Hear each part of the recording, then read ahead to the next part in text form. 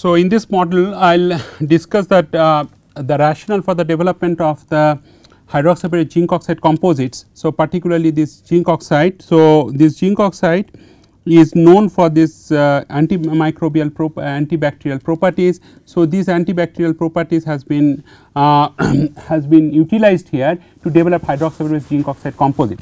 So, one of the things that I must mention at the beginning of this module is that there is something called antibacterial versus cell viability. I would not use the term antimicrobial simply because microorganism means that that bacteria, protozoa and all other microorganisms. So, but here we are discussing only on the antibacterial properties of hydroxide zinc oxide composite. So, the idea is that one can add the zinc oxide to an optimal amount, so that it will cause antibacterial or it will induce antibacterial property or bactericidal property. Now, bactericidal property and bacteriostatic property, this has been mentioned in one of the earlier modules.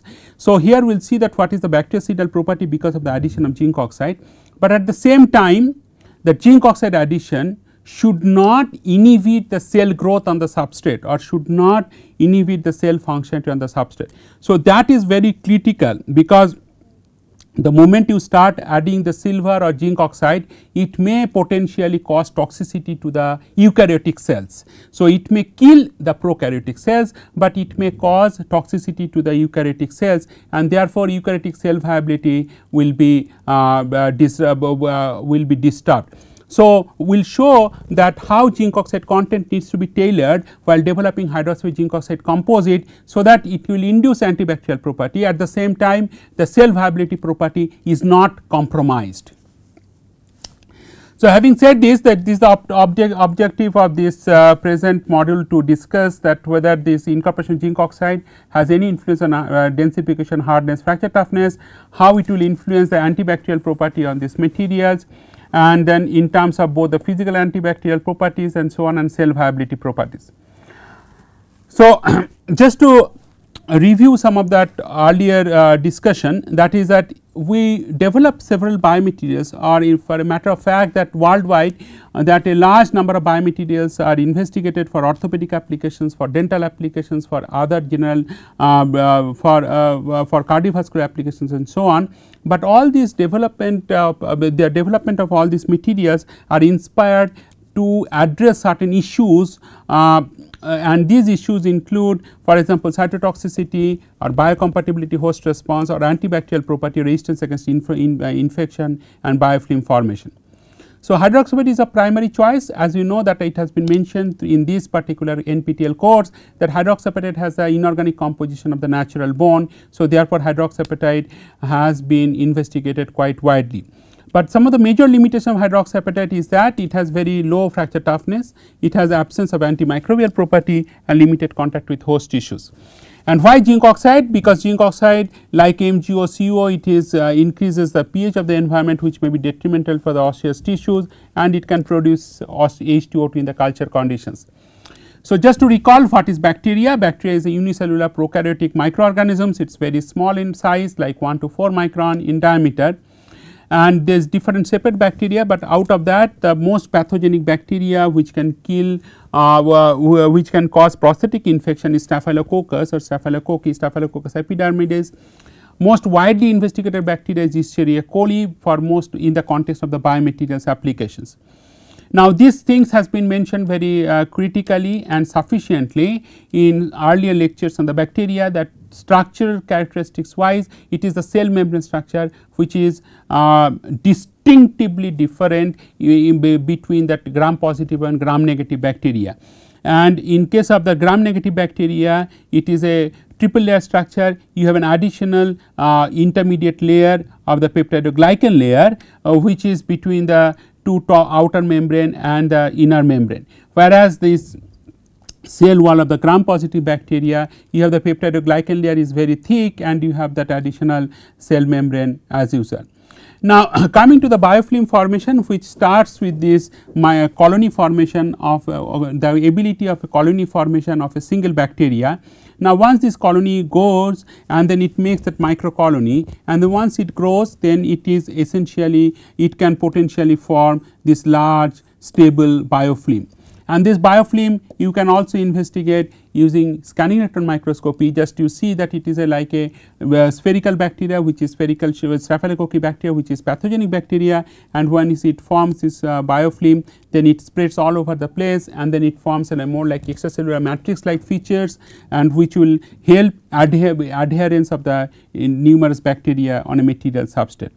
These since it is very important, this biofilm formation, this has also been published in some of the high impact journal like Science in 16 to 17 years ago by Costerton and his group. Now, hydroxyapatite zinc oxide, it has a reasonably good density because this is all conventionally sintered materials. It is not even spark plasma sintered. In normal 1200 degree Celsius, this material could be sintered in air.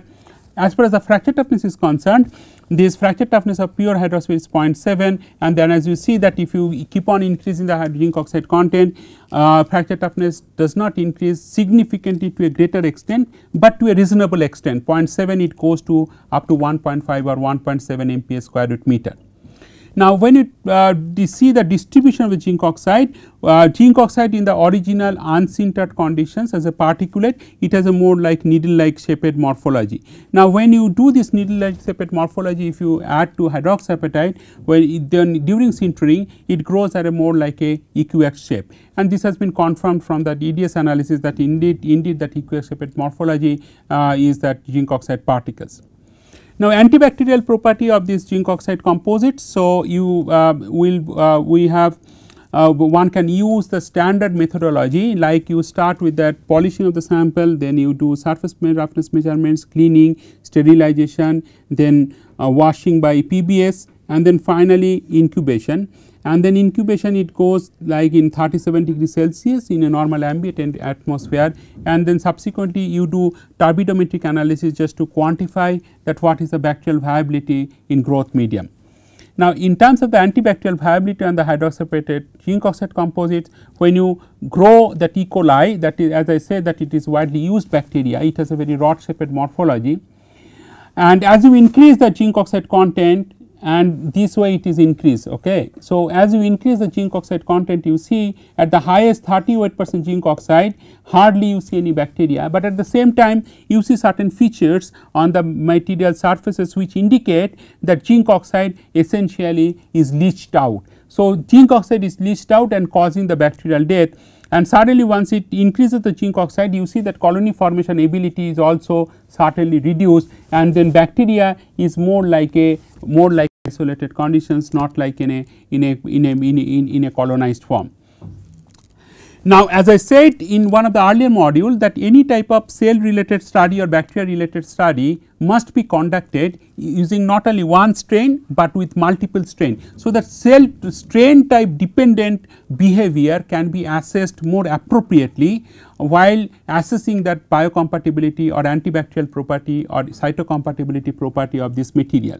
Now, in the context of bacteria, what is recommended is to use some 1 or 2 strains of the gram negative bacteria, 1 or 2 strains of the gram positive bacteria. So, that relatively moderate spectrum of the bacterial strains are investigated to see to assess their viability, to assess their biofilm formation ability on any biomaterial substrate. In this context, we have also done, since this is from our published results and essentially the TempTech work of Naresh Saha at IIT Kanpur, when I was at IIT Kanpur. So, we have used Staphylococcus aureus bacteria in addition to E. coli bacteria, and Staphylococcus as expected from the morphology, it is spherical shaped morphology, spherical morphology, and as you see that as you increase that zinc oxide content, certainly less and less number of bacteria is seen on the SEM image.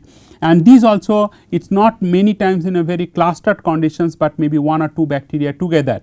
So, colony forming ability and the number of bacteria which is still adhering on the material substrate certainly is reduced by the addition of zinc oxide, and then we have assessed up to 38% zinc oxide conditions.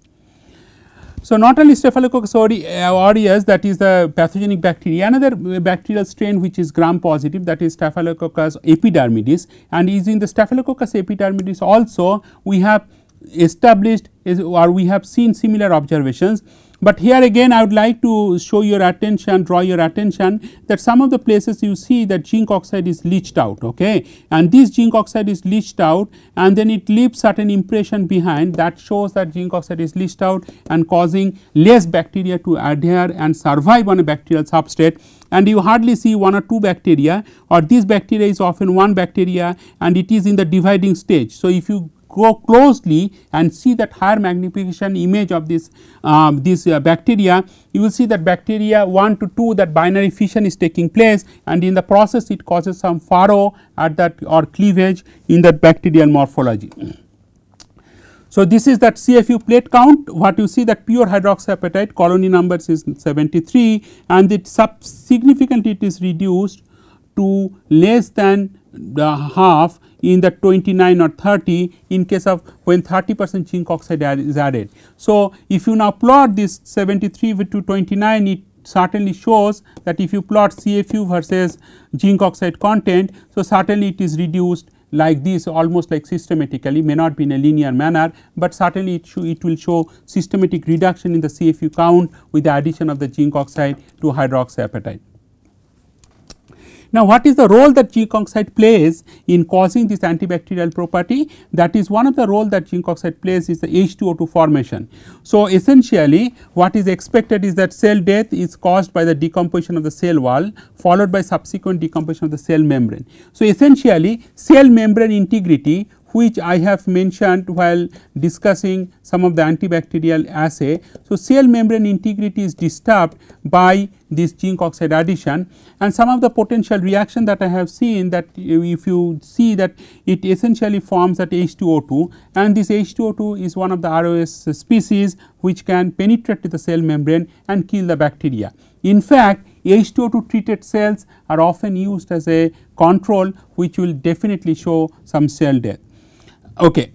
Now, this statement can be substantiated by using some of the published literature, not from our group, but from elsewhere. For example, Briner and team published a paper in Nanoletters in 2006, where they have reported that how E. coli bacteria can be killed in the thin section, but that their morphology can be disrupted quite significantly by addition of zinc oxide nanoparticles. Similarly, another team has also shown that TM image of the zinc oxide nanorod, and then how TM and then very thin slice of the bacteria, particularly E. coli and some of the other bacteria B. atrophius, and this bacteria also shows that there is signs of the membrane disintegrity. As you can see that there is more poration in the membrane. So, once this membrane disintegrity is lost, membrane disintegrity is taking place, then bacteria cannot survive. Essentially, all the cytoplasmic material, organelles or cytoplasmic material can come out and causing the bacterial death. This is another work by this E. coli, just to show the TM image of the bacteria treated with H2O2, and here one can confirm that how this bacterial morphology also is disturbed or disrupted because of the H2O2 treatment. Now, as I said that antibacterial property, all this is fine, but at the same time one has to find out that what is the cellular viability or cell viability on this hydroxyapatite zinc oxide composite. So, not only zinc oxide addition should cause the antibacterial property, but it should not disrupt the cell viability properties because of the zinc oxide addition.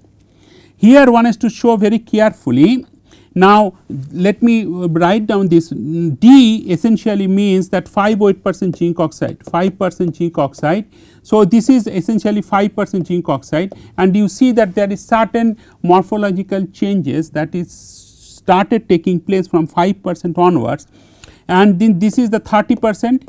These 30% cells are spherical in nature, which certainly shows cell does not cell does not undergo any morphological alterations, or in other words cell morphology remains spherical while they are even being attached to the substrate. So, that shows that kind of cells are not adhering and expanding, and that is the kind of indication that cells are perhaps are not viable. Now, one has to quantify all these viability things using that MTT assay, which I will show you later, but before that I will also discuss with you that how these L99 mouse fibroblast cells they adhere and proliferate to some extent on lower zinc oxide content materials, that is 1.5 and 5.8%. Once you add 20% zinc oxide, here again it does not show very regular spindle like morphology like a fibroblast cell should exhibit, like in this case and this case. So, certainly you can say that 20%, 30% would not favor the cellular response the way lower zinc oxide content materials they would essentially show. Now, same thing we have seen also when you use that sarcoma osteosarcoma cells, that is human osteoblast like cells, and you see that 1.5, 5 and 7.5% materials that show this kind of typical cellular morphology. 20% still okay, not bad, but 30% certainly is not good. So, 30% zinc oxide does not show any good cell response properties, and this is kind of reflected here in the MTT assay.